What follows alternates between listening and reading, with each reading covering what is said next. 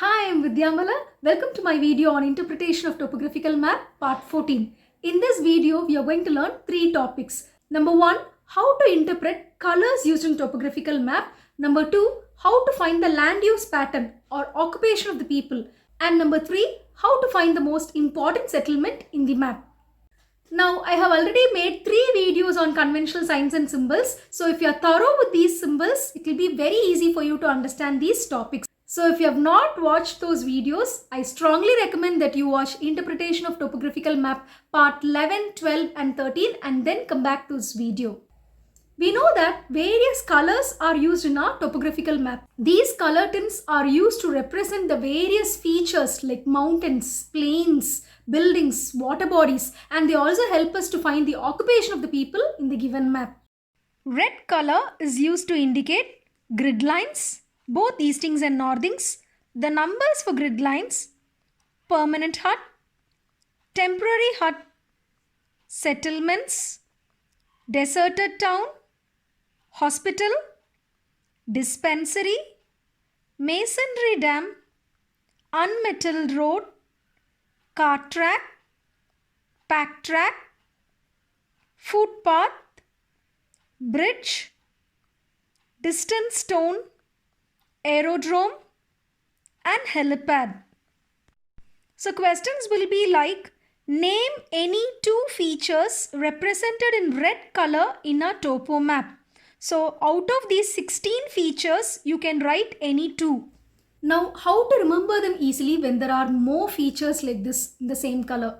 I used to remember as the word red, R-E-D, the letters. R stands for roads. That is all the unmetalled roads. Unmetalled roads, cart track, pack track, footpath. And letter E, remember eastings and northings. That is the grid lines. And D, D for dispensary and distant stone. So this way you won't forget this for the exam. Next is blue color. Remember, our brain always identifies blue color with water. So blue color represents all perennial water features in our topographical map. Blue color is used to indicate perennial lined wells, perennial unlined wells, tube wells, perennial tank, perennial canal, and even though perennial stream and perennial rivers are not found in our map because we are learning arid and semi-arid regions of Rajasthan and Gujarat, we still have perennial water channel. Perennial water channel is indicated by blue color inside the seasonal rivers, Sipu River and Banas River.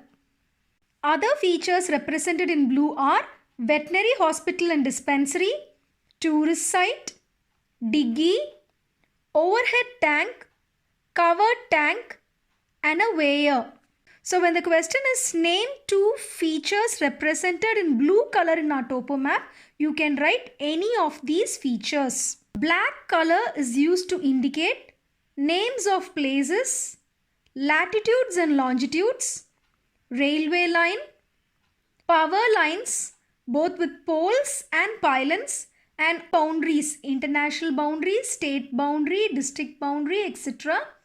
All the heights, spot height, triangulated height, benchmark, relative height, survey tree, and all seasonal water features like seasonal river, seasonal stream, seasonal tank, embankments, broken ground, earthwork dam, seasonal canal, undefined stream and buildings. Now how to remember for this black? Remember the letters B-L-A in black. B for buildings, boundaries and broken ground. L for longitudes and latitudes. And A stands for all the seasonal water features. So this way you can remember it in the exam. Now white. I usually imagine white means nothing. That is no color. So here remember that white means nothing grows here. So it is barren land or uncultivated land. And when it is present inside the river, it is island in a river. Our brain always connects the color brown with soil, sand, hills. So remember, brown color is used to indicate sand dunes, depressions, and when it comes to hilly areas, contour lines, contour heights, and form lines are represented in brown color. When we think of green, we remember the trees and forest. So green color in our topographical map is used to indicate forests, scattered trees and other vegetation.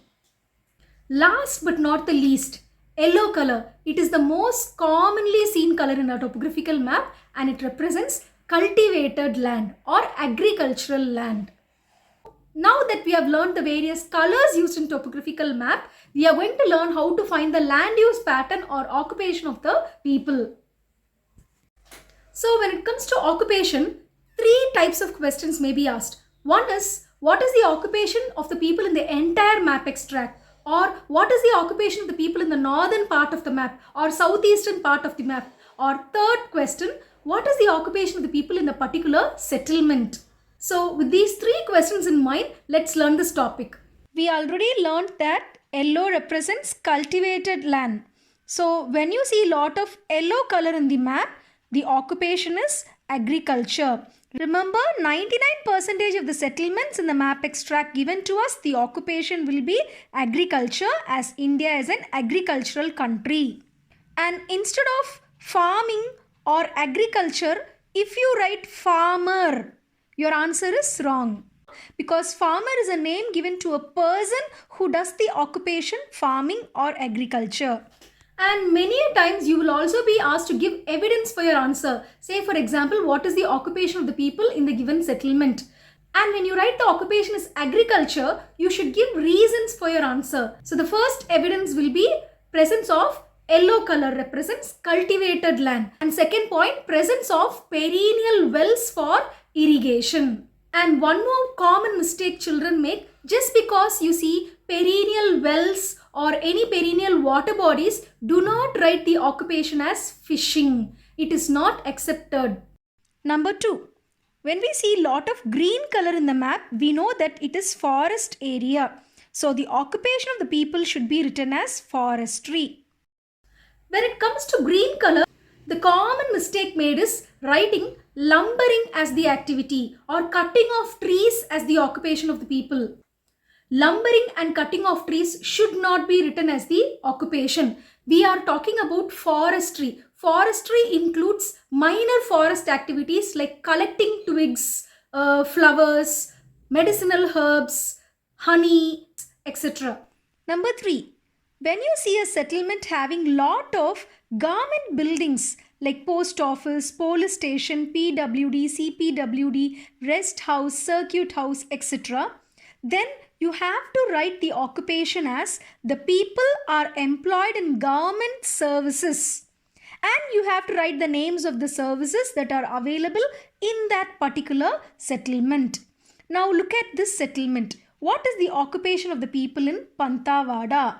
The answer is the people are employed in government services in post office and police station.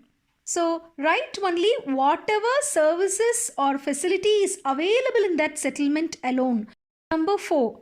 Whenever a national highway is passing through a settlement, the occupation of the people should be written as the people are working at roadside eateries, conveyance stores, motor mechanics along the national highway.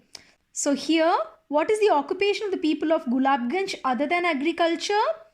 The people are working at roadside eateries, conveyance stores, motor mechanics along the national highway. Number 5. When we see a veterinary hospital and dispensary, the occupation of the people should be written as animal rearing. Number 6. When we see lot of white color in the map, we know that it indicates barren land or uncultivable land. So the occupation should be written as grazing. Number 7. When there are presence of lime kilns, the occupation will be processing of limestone. Number 8. When you see brick kilns, the occupation will be making bricks. Number 9. When you see quarries, limestone quarry or marble stone quarry or just stone quarry, then the occupation of the people will be quarrying, like quarrying of limestone, marble stone or just stone. Whatever is given in the map, you write it as the answer. Now number 10. This is the map of settlement Abu, which is a hill station. This settlement has tourism as the occupation. The evidence is to prove that it has tourism as the occupation is because it has lot of tourist destinations like Sunset Point, Anadra Point, Adar Devi Ka Mandir, Raghunath Ji Ka Mandir, cave dwellings, Jain temple, Jaivilas Palace, etc. And moreover, we see contour lines here and we know it is a hilly area. So naturally, tourists are attracted to this place for its scenic beauty. So in this topic occupation, you should be able to give evidence for your answer also. Now that we have learnt all the occupation of the people, can you write down 3 occupation of the people living in settlement Revdar? I hope you have completed. I'll give you 4 occupation. First, due to the presence of yellow wash, that is yellow color, which is cultivated land, the occupation is agriculture. Second, as we can see government buildings like post office, police chowki and public works department, the occupation should be written as people are employed in government services in post office, police chowki and public works department. Third, as we can see whitewash, the occupation should be written as grazing.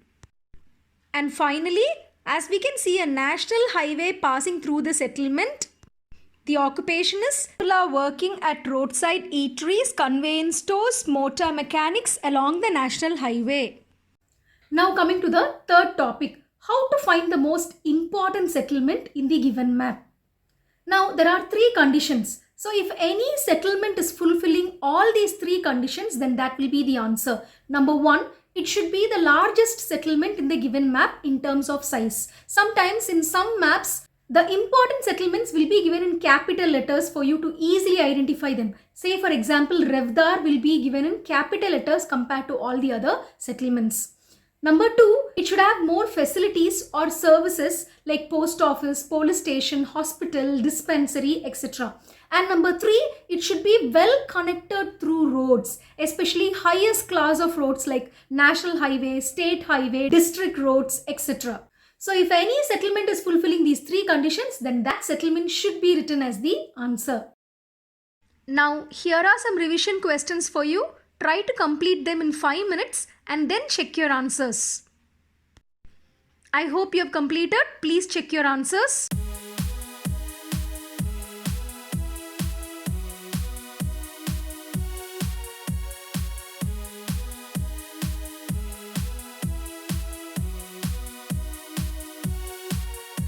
So we have come to the end of the video. I hope you have understood the concepts clearly. If you have any doubts regarding any topics, do feel free to contact me through the comment section. And if you have not yet subscribed to my channel, do click the subscribe button. So see you in my next video. Until then, bye-bye.